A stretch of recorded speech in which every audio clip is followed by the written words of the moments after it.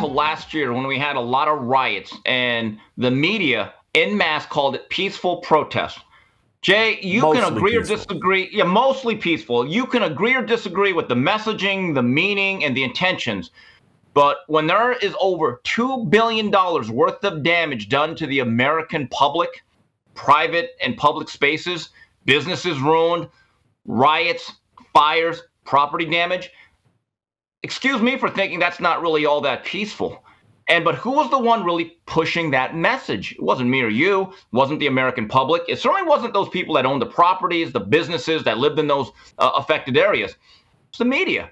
The media kept telling you that this was mostly peaceful. And meanwhile, you're looking at visuals of things getting burnt down, businesses getting broken into, all sorts of looting and rioting. And you're thinking to yourself, this is madness. I may have been more likely to take the vaccine in college than I am today. Once you step out of that world, you realize how consumed you were by the world and that nothing else mattered.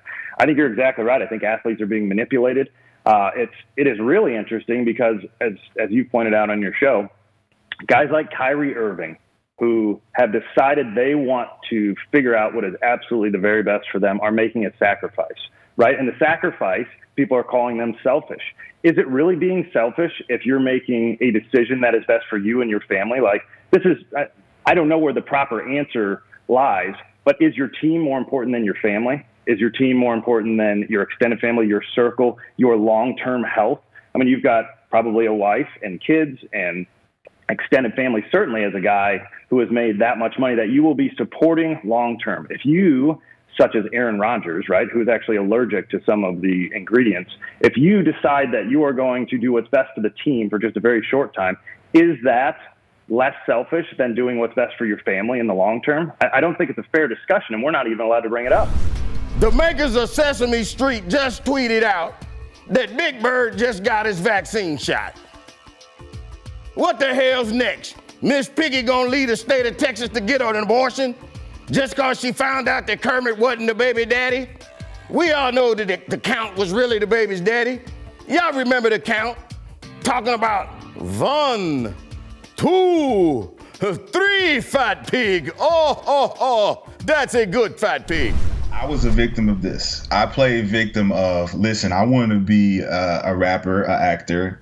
I want to be a public speaker, author.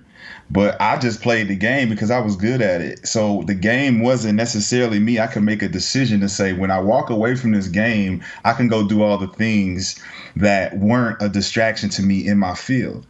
So when you're in the field, you're under contract. It's just like with any relationship. You can't give it 50-50.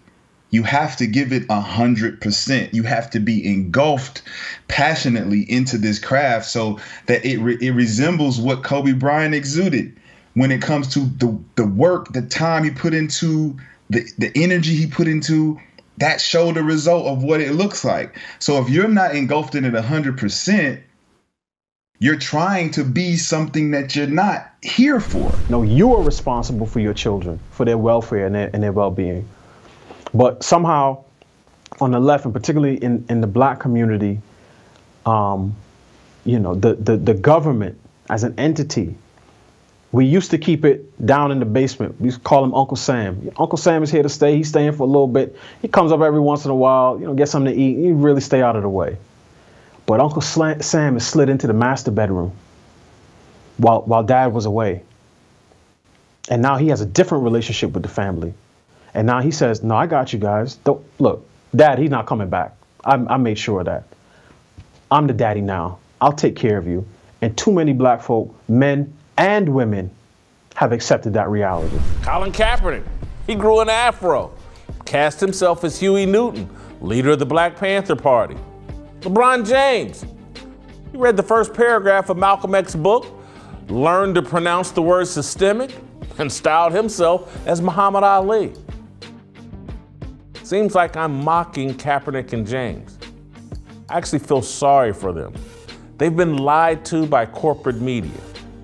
Many of the black sports journalists they befriend want black athletes to pretend to be more than athletes so that sports journalists can pretend to be more than they are. Aaron Rodgers has the freedom to demonstrate self-awareness and be exactly what life has prepared him to be at age 37. He's a great quarterback. He's no one's dumb. The word privilege is being used there. It's being kidnapped. Your freedom, your hard work, your effort produces privilege ultimately at the end of the day. So while, yeah, I think that Rodgers would absolutely say, no, I worked hard for this. I put in the effort to get here and to do this, and that's why I'm where I'm at. And the way that privilege is being used right now is actually the whole reason we get the word privilege is actually because of covenant. It's committing to a particular effort and work in agreement, and then you get the privileges that go along with it. That isn't alienated just to white people, but what's happening is because of the way that we're deciding to use to grasp, like I was talking about earlier, this witchcraft, this grasping, we're reaching for something that is not ours yet. We are corrupting the very thing. We're going after this thing that isn't ours. We're trying to take it. We're trying to steal it. We can get there. That's part of waking up. Everybody would say Folgers in your cup. You don't remember that because that's, a cool phrase. You remember it because it was a melody. The best part of waking up. And then everybody says, Folgers in your cup. And it taught you that. It bypassed your frontal lobe. You learned it without even trying to learn it. And so whenever you want to get a message into people, you use music. Now, if you know anything about the Bible, Isaiah 14:11 tells us that Satan was a musician. He had vials and pipes in his body, the devil. So the devil's going to always use what he was created to use. Music can hide anything. It can hide any kind of message. And so that's what has happened down through the years. We adopted it as a culture to replace the Father. And now every negative message that the enemy wants in us, he just puts through the music. People will not even pay attention. I mean, Jay-Z and Beyonce in the White House, just like they belong there. Kanye actually produced Lil Nas X's Industry Baby. I mean, when I saw that, I thought, how? But here's the deal. How many people out there are like Kanye, and they're immersed in this confusing world, and they need people to disciple them and guide them and direct them. And rather than just throwing stones at him, I wish we could get to him and help him to really get fully on the straight and narrow path. He's smothered in money. And what I'm saying is, like, there's a whole army of ministers trying to get to Kanye because he's smothered in money, and ministers understand the power of money. If he wants to be discipled, he'll get discipled. We're going to just take time for our break anyway.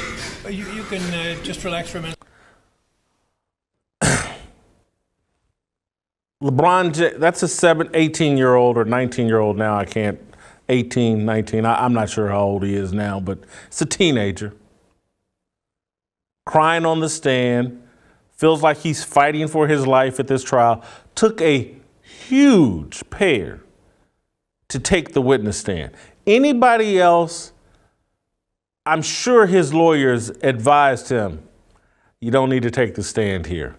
The prosecution has been horrendous. The prosecution's witnesses have been horrendous. And there are some people that are going to say, well, he built a school. Listen, I don't care if he would have built Harvard. All that shows is that he had the money and the resources to do so. It doesn't mean that he's intelligent in any way. And what I find crazy about LeBron saying anything is that he didn't even seem to address when the other NBA player came out about the Muslims or the people that are being mistreated. LeBron said nothing, but now you have all of this smoke for an 18-year-old. That to me is a coward. That to me is like, okay, you're boxing with someone not even in your weight range. Why? Why would you have anything to say after what we saw last year? Why not just keep quiet as you usually do? Just be China's bitch and just wait for something in that vein.